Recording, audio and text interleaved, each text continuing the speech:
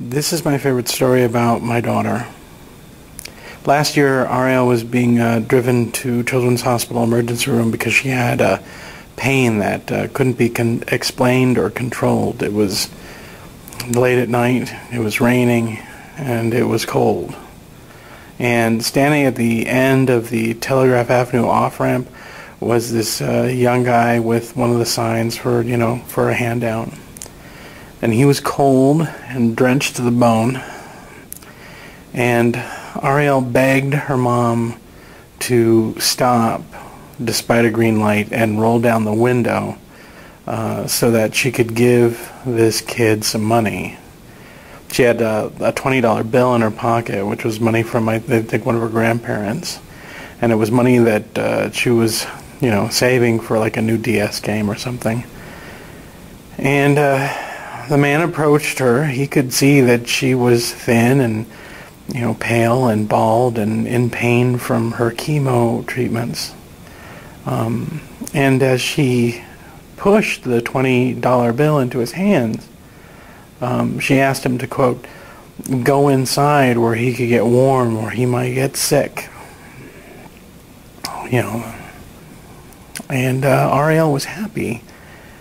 But she's still worried about the man for several days after. My daughter is kinder than I am, more trusting than I am, wiser than I am, funnier than I am. She is my hero and the reason I get up in the morning. And her fight with cancer may almost be over. She's been in the hospital now for 3 weeks. She's been suffering painful headaches, and scans showed that one of her tumors on her brain was bleeding and that there was a new tumor forming. She suffered a grand mal seizure while in the hospital, as well as several other smaller ones, before she had burr hole surgery to drain the blood out of the major tumor that was bleeding. But afterwards, her pain continued, and an additional scan showed that the bleed had gotten worse. She then had a double craniotomy to remove the bleeding tumor as well as the new one. But her head pain continued, and another scan showed that the bleeds were still there and seemed to be getting worse. It was at this point that our oncologist told us that there were no other treatment options that they could offer, and that we should take Ariel home and be prepared for her passing. There is just one problem with that, and that's Ariel wants to fight. Samples of her tumor have been sent to Memorial Sloan Kettering in New York City for an experimental treatment. If the agent that they are using with the test shows a positive tumor response, in other words, it shows that it could be effective with Ari, she will qualify for the treatment and she'll have to travel to New York to receive it. This treatment is her last option.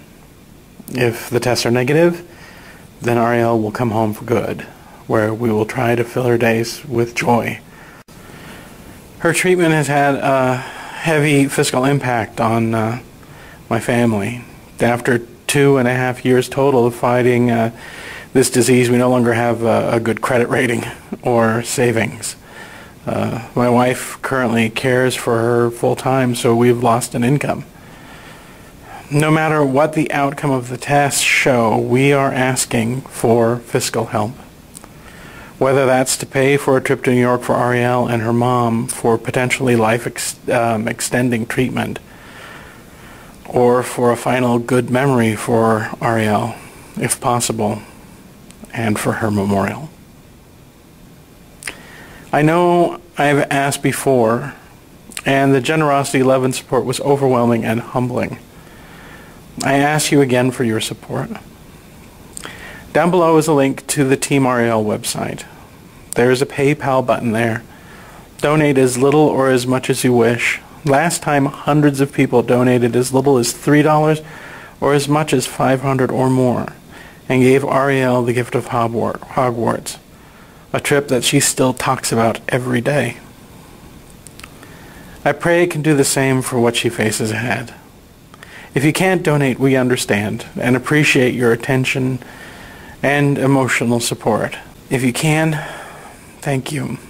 Your donation means more than you can ever know. And please feel free to mirror and share this video with people. Last February, when they found tumors on her brain and spine, she was given 3 months to live. That was 6 months ago. Ariel has always defied the odds. With luck and your help, we may be able to defy them further. Thanks.